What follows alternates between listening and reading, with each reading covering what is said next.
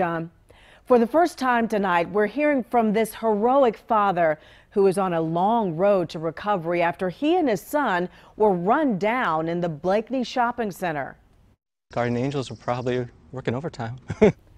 One of the suspects in Nate Green's case just faced a judge for the first time this afternoon, 2 months after that accident. Eyewitness News reporter Mark Barber was the first reporter to speak with Green about the arrest. And Scott, today, Noah Lambia stood before a judge for the first time here in this courthouse this afternoon. Now tonight, he's now back across the street, sitting in the jail.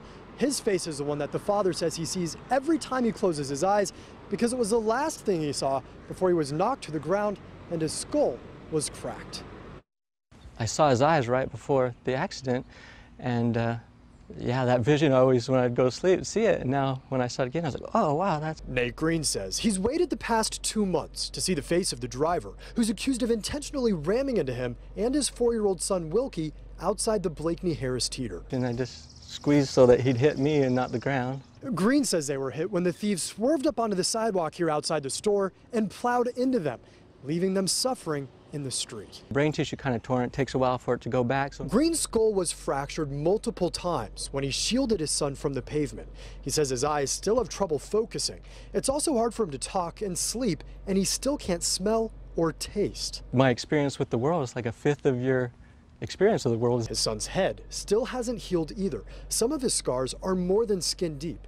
The boy is still skittish and scared of strangers. Some people, he's like, oh, are they robbers? He doesn't quite understand that everybody walking out of a store is not going to hit us. While they're trying to heal, the community is trying to help. Thousands have stepped in to give about $10,000 toward medical bills. That help is giving the family hope, replacing the painful neck braces with smiles. I was just like, wow, if all these people are going to this much effort, I better try hard to get better.